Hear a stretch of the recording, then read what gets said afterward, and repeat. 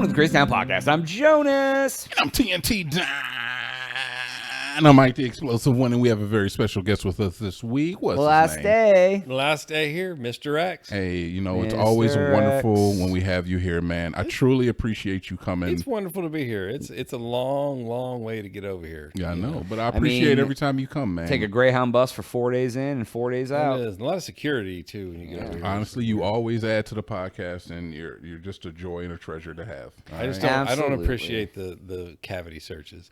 Anyways, You ain't wrong. Yeah, you guys like church and shit. You like fuck with Jesus. I've been to church a few. Wow. I've been to church a few times. Yes. Fuck with Jesus? I've been to church less than I can count on my hands. All right, all So, right, but all I mean, like I like to like treat people well and stuff. Yeah, Jonah. Like, look, okay. Little disclaimer. I grew up in the church. My father was a preacher and a pastor. Okay. So I had to go to Sunday service. I had Bible study on Wednesdays, sometimes at my home. You know, and believe me, only thing ever played in the car was gospel music or something religious. I listened to gospel rap when I was growing up as a child. Okay. Like just so church. So you were That's all. young. You were young church.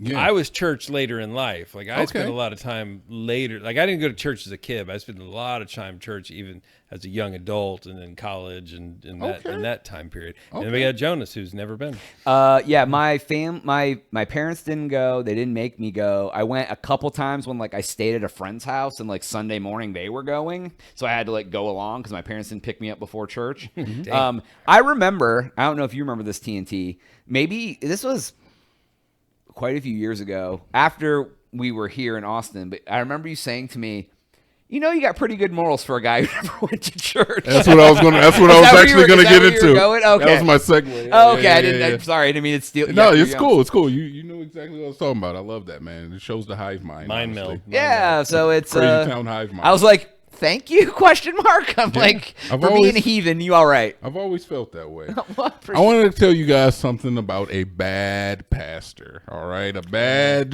church leader. Another one? I mean, those Another exist. There's definitely a.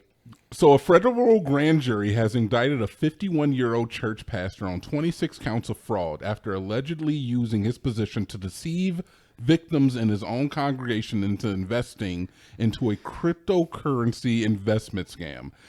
That in and of itself would seem unusual, but what is even more bizarre is that the pastor alleged to be behind the scheme claims that the inspiration came from a dream he had. Yep, of course it did. So God told me to make a cryptocurrency. what's this guy, Francier Obando Pinillo of Miami, Florida, is alleged to have exploited his position at a Spanish language speaking church in Picasso, Washington, to persuade members of his congregation and others to invest in cryptocurrency. Whoa. Slow down. You said Washington?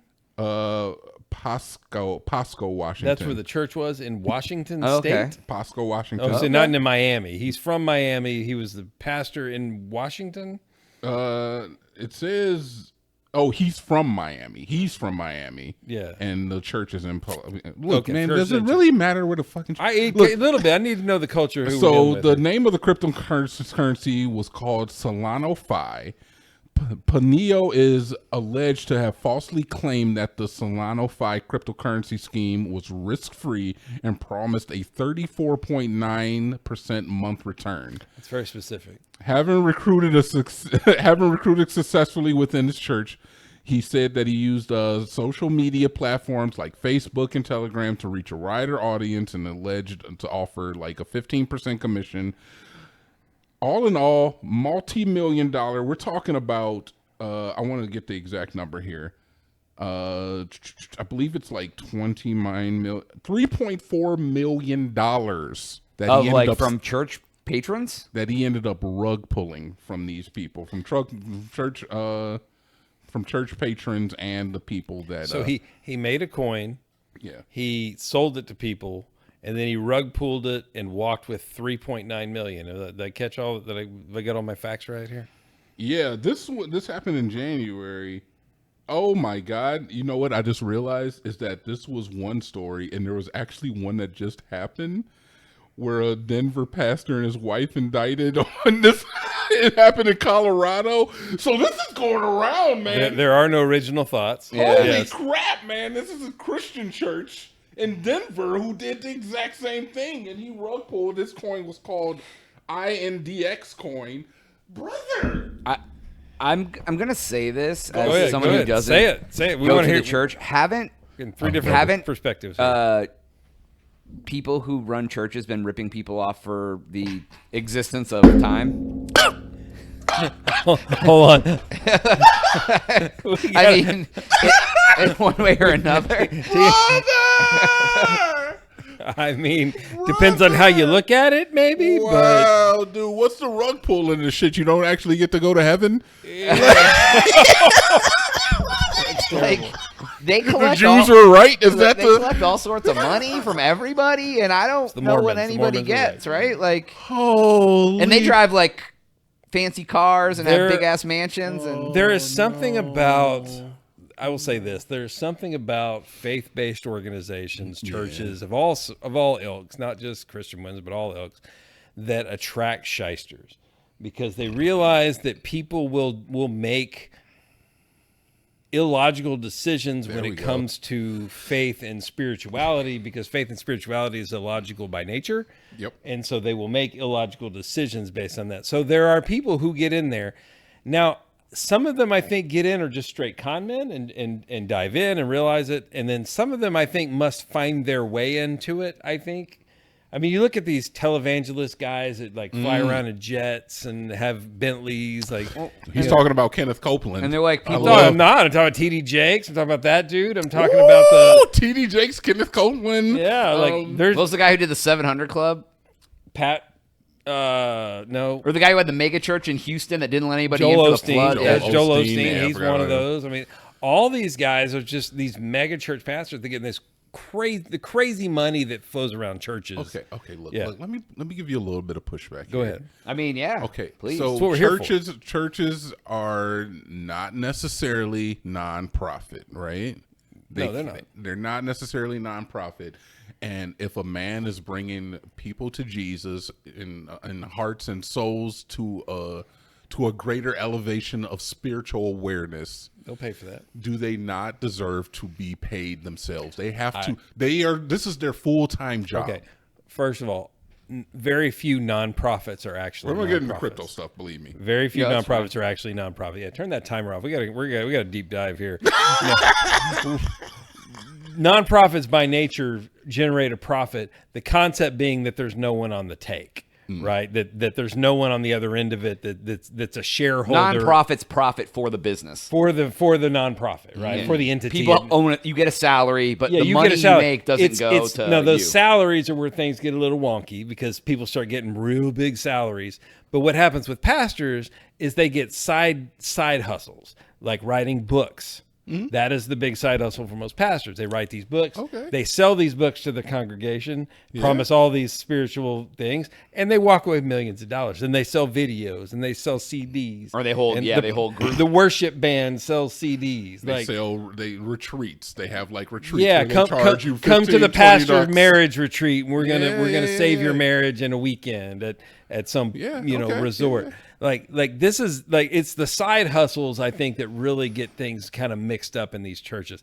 The church themselves, I mean they definitely generate money for themselves, and that goes all the way back to. But the there's also a beginning. lot of broke churches too. There are plenty of broke churches. There are Catholic churches. You know who the second wealthiest? The wealthiest church in the world is a Catholic church. Oh, You know who the second wealthiest church is? Jehovah's Witness. Synagogues. No, this is truth, not facts here. No, it is I believe, is it Methodist or I don't think it's Anglican. There is a church on Wall Street.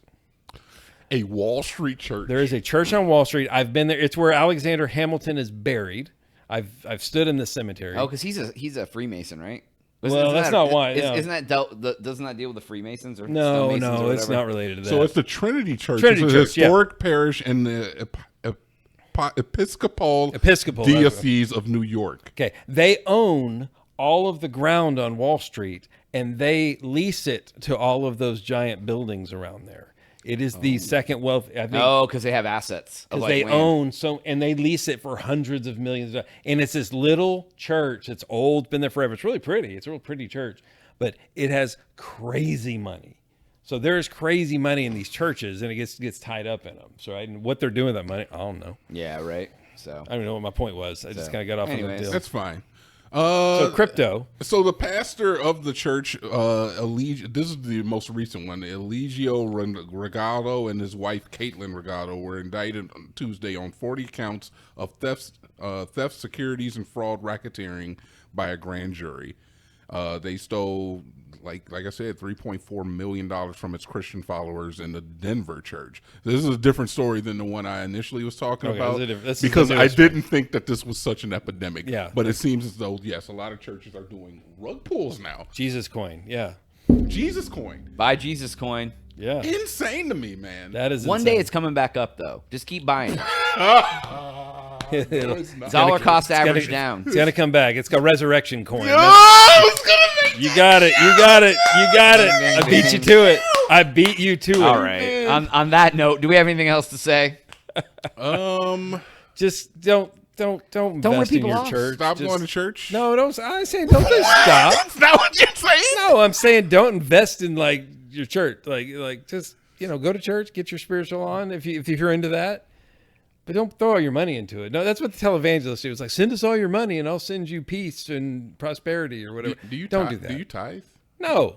Okay, I just wanted to know. I rarely go to church anymore. Like I said, I'm not there anymore. But I'm not telling people not to go. Jones, you know what tithing is? Where you give money? 10% of 10% your, of your income. earnings, That's crazy. right? And then you can have the argument if that's post-tax or pre-tax. That's a I whole like to other- give yeah. 10% of my earnings to me. I give 10% of mine to crypto. Yeah, right. So, anyways, that's all the time we did this episode. Chastity. Please make sure to like and subscribe for Jonas. TNT and Mr. X. We out.